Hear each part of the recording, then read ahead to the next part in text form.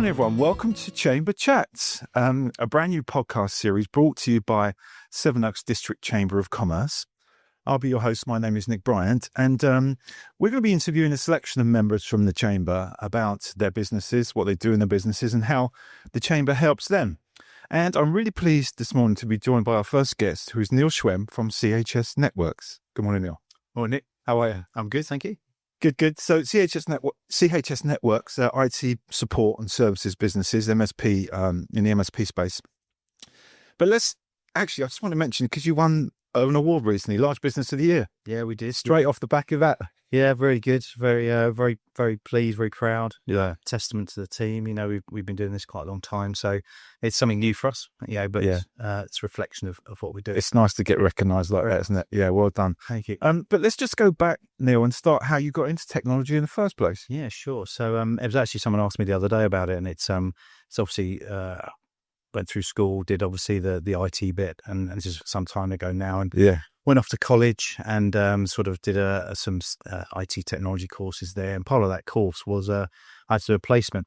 And at the time, the local village policeman in Kensington, where I'm from, local, was very much the IT guy, and he left the police and set up his business in a sort of a shed in the back garden. Okay. And it was very much Apple Mac. Right. And I went there, did my placement, got really into it, and I thought when I finished college, he might have taken me on, but he didn't. He wasn't really looking for staff. And about 2 weeks later, my mum, bless her, came up, knocked on the door, threw the copy of the Evening Standard, which not many people might know what that is these days, had circled a few jobs. And one particular job was looking for someone who could do a thing called FileMaker Pro, which was back in the day was a database that was on the Apple Mac. So my mum, obviously listening to ask me questions when I got home, I mentioned this and she circled it. And long story short, that was an IT recruitment company in Bromley. Okay. I went there, sorted their IT out quite quickly. I was a one man in the corner. They were Roldex cards in those days. Yeah. And once we'd done the IT piece, they got me on the phones effectively doing resourcing.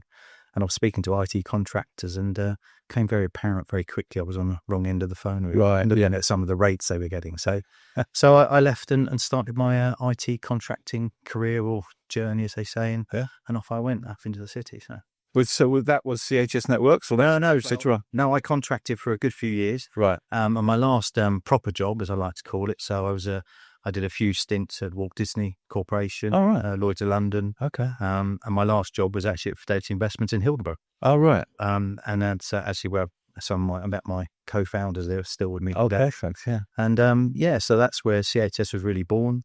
2001 is when I sort of the idea came to fruition, and Rumining.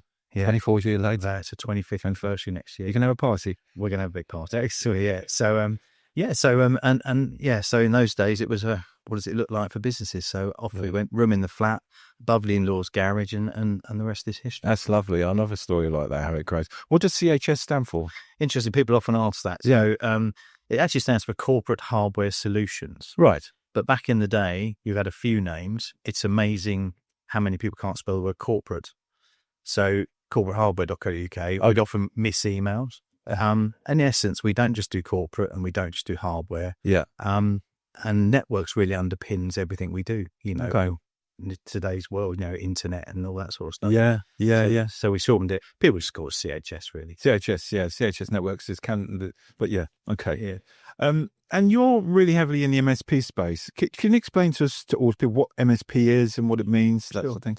So we're a managed service provider. Yeah. And a managed service provider in the sense we provide IT services predominantly. Yeah. That's changed quite a lot in recent years, obviously, with the event of things like cyber and also the security piece. But essentially, the essence of it remains the same. People phoning up, I can't print, I can't send an email. We don't get so many of those calls anymore. Okay. Back in the day, you get people phone up and say, how do you make the margins bigger or the font bigger?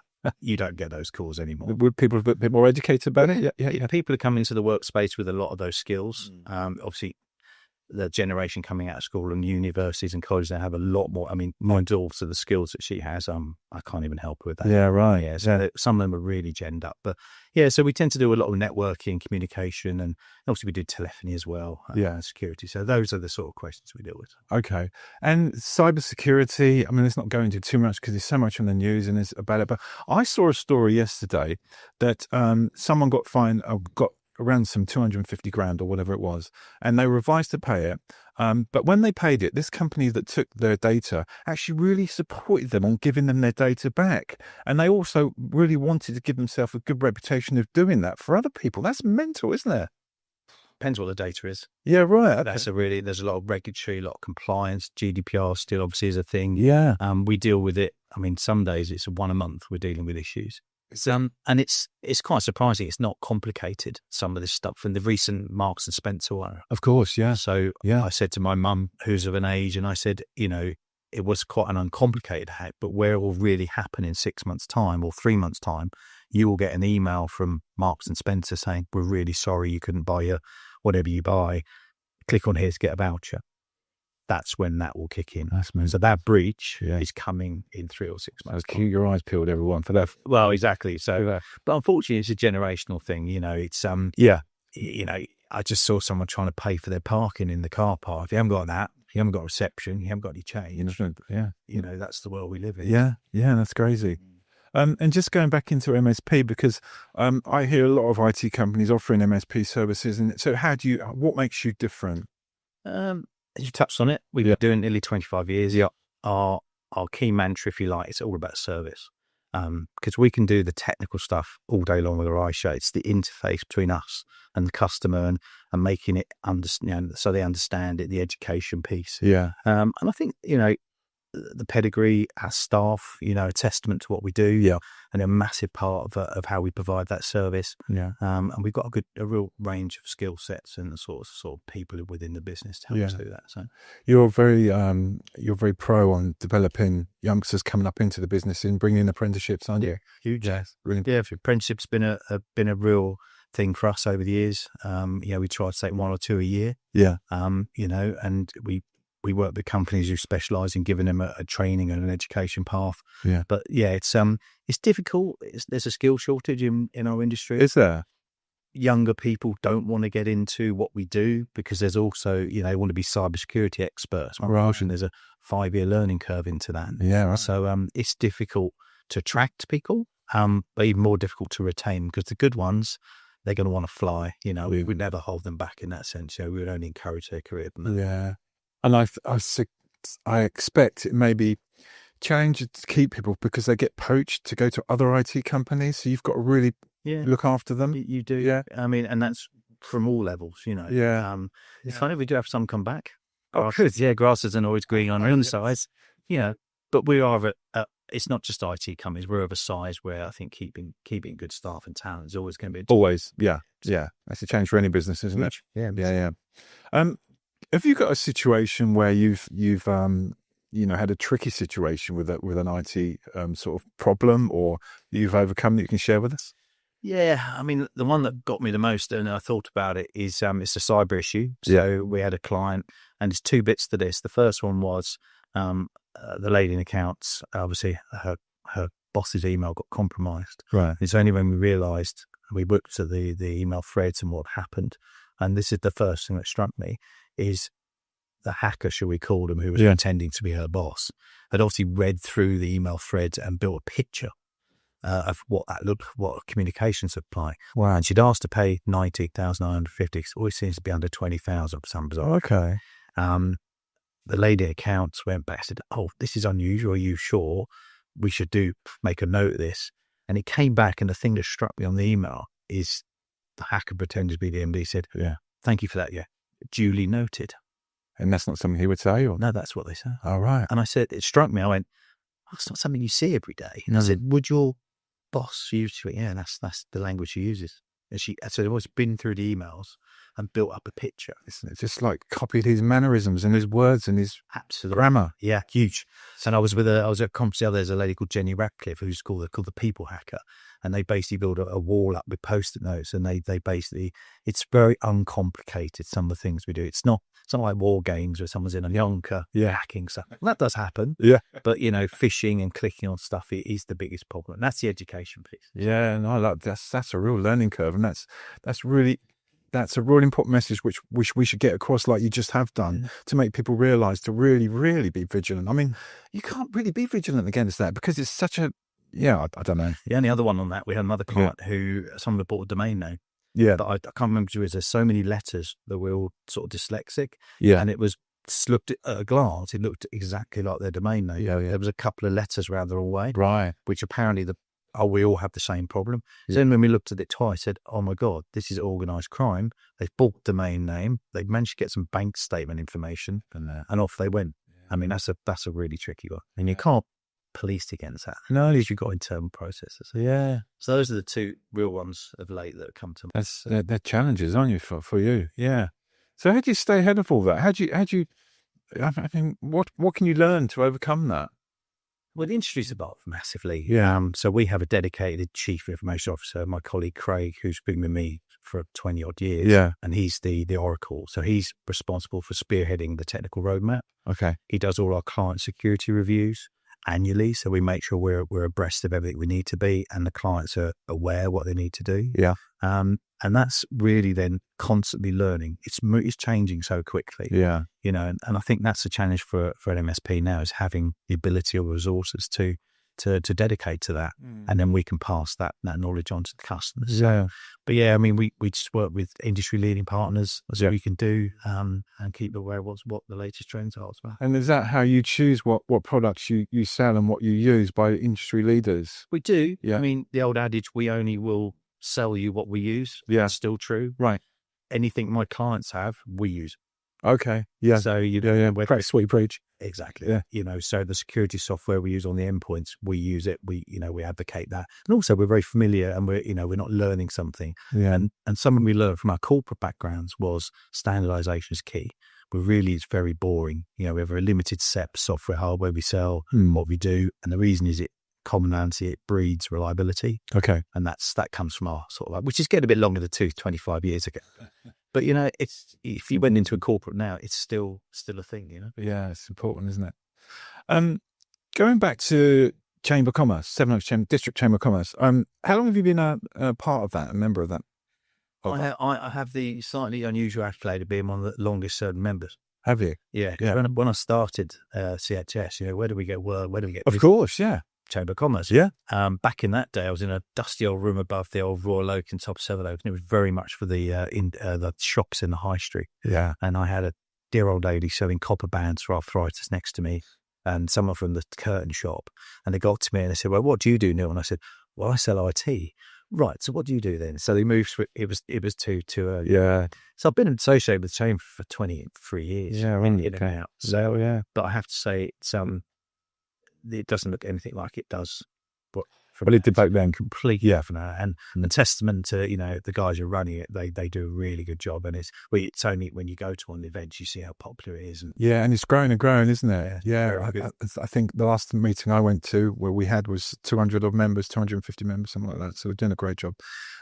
You told me a story earlier about when you were at Chamber meeting and about some work you got from just a conversation. Tell us about that again. Yeah. So obviously being involved with Chamber, people from when I'm at events ask me, you know, particularly new businesses, which is obviously the lifeline of what we do. Yeah. And I often say to people, you know, don't expect people to charge across the room and buy stuff. It does happen. And it doesn't. But we got our biggest ever client from a Chamber meeting, and it was basically a Secrets event. Went to Western Brewery, fantastic place. I'd never been there. Yeah. Felt compelled to put something on LinkedIn. Can't believe I've never been there. Lived my whole life, blah, blah, blah. Someone commented a recruitment chat where I'd spoken to for a while. Must give them a call. Courtesy. Called them at the end of the conversation. Said, I don't suppose you've got any new business people. I know it's not what you do.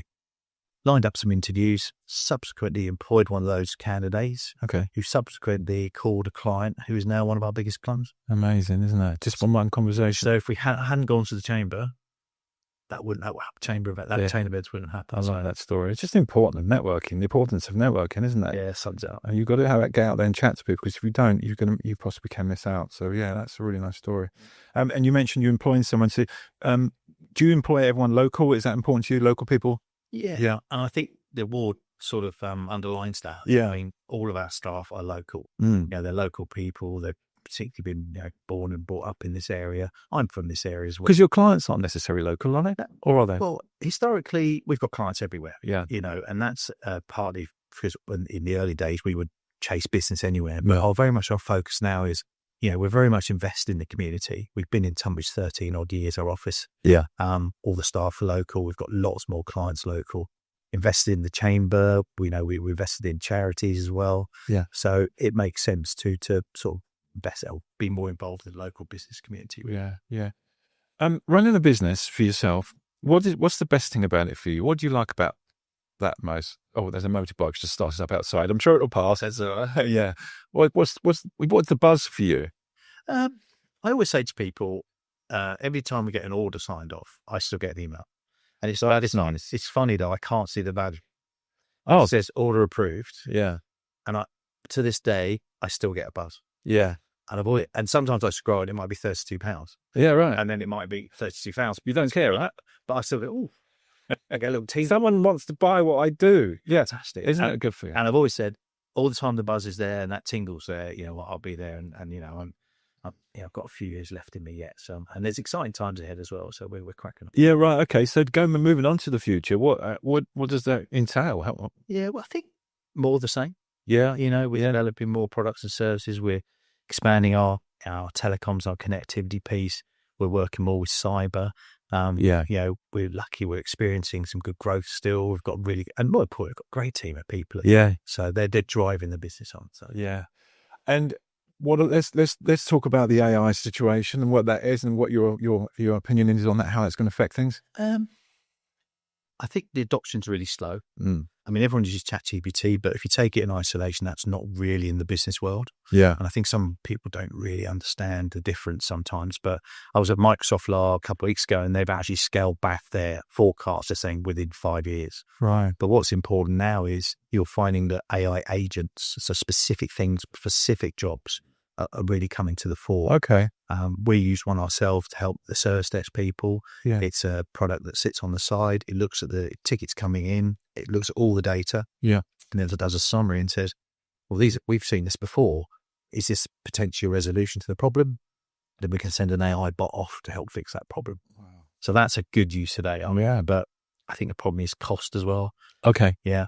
Big thing about data, big data. Everyone's got so much data now. Yeah. Whether it's media, camera phones now got images are huge. Yeah. People don't file stuff properly. And if you don't do that, AI is not going to work properly because you need the security structure around it. So yeah, it will happen, but I think it's going to take a lot longer than people think. It's sort of merging in, but it's not quite there, is it, with some things? A bit like electric cars, not quite there yet. No, but yeah, exactly. But eventually, I'm sure it will. It will. And I think it will manifest in different ways. Yeah. We've all got AI on our phone and in emails now. So yeah, it is getting there. And any sort of, talking about going back to the future, sort of emerging technologies that you're excited about? The big thing people talk about is IoT, Internet of Things, where everything's plugged in. Automation, I think, is going to become a big thing. Yeah. That'll all be driven by AI as well. Right. But, I think the bricklayers are safe. Your plasters are safe. Yeah. And the hairdressers.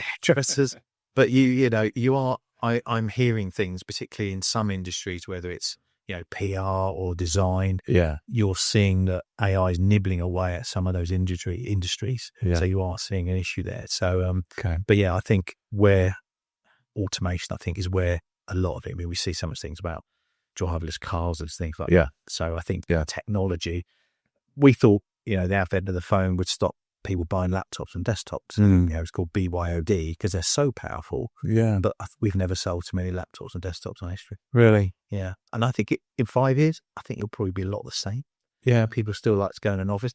Work from home's coming back a bit. It's overseeing, people being returned to the office. Yeah. So people still need that traditional type IT infrastructure. Yeah. No, it's really interesting to see how the future goes and see it must be hard for yourself to keep up with it all.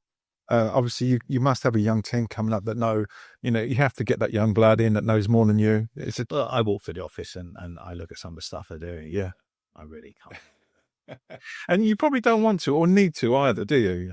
You wouldn't be a good business owner if you wanted to get involved. Exactly that. And I accepted that some years ago. I'm good at certain things, dealing with problems and business challenges. And that's the thing as well with our customers. We're dealing with business owners predominantly because of the sizes. Yeah. And we're helping them through the challenges and, and how we can support them do that across all the technology fields. So. Yeah. Are you going to the summer soiree? I am going to the summer soiree. Sevenoaks Chamber of Commerce, District Chamber of Commerce, Sevenoaks soiree is tomorrow afternoon at Penzance Place, isn't it? And the weather looks amazing. It's looking really good, isn't it? going to melt. Yeah, it's going to be real good fun. Listen, Neil, thank you very much for talking to me. You're welcome. And thank you for coming on the first Sevenoaks District Chamber of Commerce podcast. It's an exciting new concept which we're going to be doing. So anything else you want to talk? Have we missed anything? Is there anything? No, it's a very big topic. Yeah, and we could be all day. yeah. I think it's just to give people a little insight about the industry, Yeah. and what we do and some of the challenges around, and not just what challenges for us, but challenges for small and medium sized businesses. Yeah, great. Thanks, Neil. Great. And we'll see you all for another one of these podcasts soon. Thanks very much. Cheers. Thank you.